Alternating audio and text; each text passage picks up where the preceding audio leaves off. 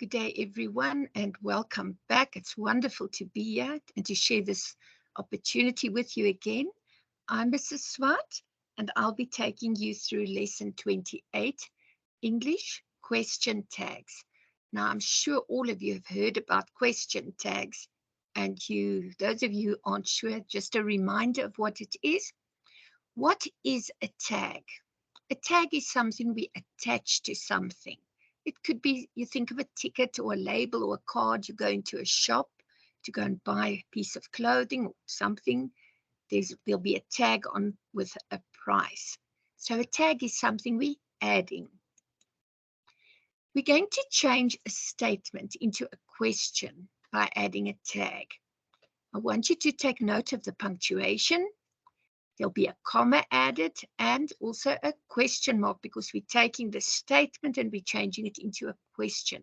I'm going to just do this example with you and then I'm going to explain the rules to you. The man is tired.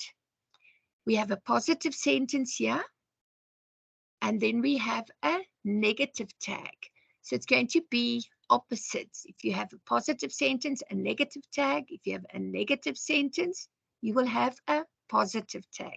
Now we've said the sentence says the man is tired and we aren't going to change anything about that sentence. But what we are going to do is add something to make it a question sentence. Good. The man is tired and then we put in a comma. Isn't he? With a question mark. Now I want you to remember we've already done lessons on the pronouns. So we know that we have to be able to identify the pronouns. Otherwise, you wouldn't know that the man is he. Remember when we spoke of the verb to be, it's I am, he is, she is, it is. All of those, we know exactly what they are. It can be with the verb to be, to do, to have, all of those. We've already looked at them in previous lessons, so you know exactly what it's about. So we change this statement into a question by adding a tag, but we do not change the original sentence or statement. We're only going to add something so that we change it into a question. So remember that rule. We don't change the original sentence. We add to it. We're going to change the punctuation, things like that to change it into a question. You have to remember the question mark. That's why I've drawn so many there for you to remind you. A question tag is not a question unless it has a question mark. So this is what the rule tells us. It says to us, a positive sentence, you add a negative tag, and a negative sentence, you add a positive tag. So it's very simply this one, plus and minus or minus and plus. So look at your sentence and identify it, and you will know whether you're going to add a negative or a positive. Let's look at this question, the sentence question. We have a positive sentence and we have a negative tag. The man is happy. Is a positive. So we have to change it into a negative to add the tag. The sentence stays the same and we say, isn't he? Or we could say the man is happy, comma, is he not? Remember, it doesn't have to be contracted form. It can be written out in full. So the apostrophe rule for contracted form is very important here that you don't forget it, because if you forget it, you're going to mess it up. And if you have put the apostrophe in the wrong place here, then your sentence is incorrect, because spelling is essential here. When we have a negative sentence with a positive tag, she isn't unkind, is she? Because this is a negative, so this will become a positive. And again, you put in your comma. Now, when you have to write this as an answer only in an exam, I always suggest that you remember to put the comma. If you're only writing the answer, you put the comma, a space, and you write the tag with the question mark.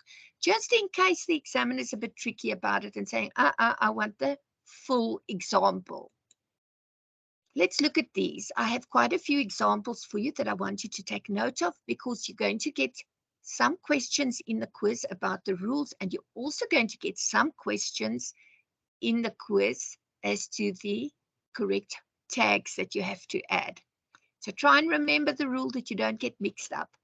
This one says, Mrs. Buerta is going to town. We have a positive sentence, so we're going to add a negative tag because we're going to simply say, isn't she? I wasn't being rude. Negative sentence, positive tag. Was I? Remember, you have your, yeah, we've used the pronoun, and that is why we've used it here again. That's why it stays I, because that is what the question says, what the sentence says. You think that is correct. That is a positive. You think that is correct. Don't you? Remember, we've looked at the verb to be, but the verb to do will be to do. And if it's negative, do not or don't. You think that is correct. Do you not? The last time we practiced that song, we sang beautifully. Didn't we? We have the positive sentence and we have the negative tag. Remember, the comma, skip a space, and then write the answer with a question mark. No question mark, no mark. Number 5, she never tells the truth. And that is, never makes it a negative sentence. You could have said she doesn't tell the truth. But we said, yes, she never tells the truth. Then we go to, does she? Because it's a negative sentence and a positive tag. You didn't remember the book. That's a negative sentence. And we then want a, that's right, we want a positive tag. You didn't remember the book, did you? And the last example, I am happy. I am happy, positive, negative, aren't I? Am I not? Now, this is one that can be a little bit confusing because you can't say am I because it won't make any sense at all. Aren't I?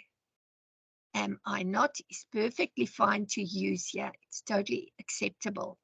If you said I'm not happy, that would have been a negative sentence and it would be a positive tag. Am I? Now, remember my old rule that you know off by heart by now. What do? We're going to try the quiz. We're going to practice because practice makes perfect. You will click on the link below or you will use the QR code on the next slide so that you can complete your quiz. And I'd like to invite you to go back and complete the other quizzes again to see if you can improve your marks. Look at the lesson and take notes, and then you go and you do the quiz and see how well you do. So you're going to complete the quiz either using the link or the QR code. And I'm really looking forward to seeing how many of you try this, because I worry that if you don't try it, it says that you don't understand, and that will be a total disaster. So go and try the quiz, see where you need assistance, and if there's really a problem, we can try and clarify it. And clarify means we can sort it out. So good luck with the quiz. There is your QR code. Have a wonderful afternoon.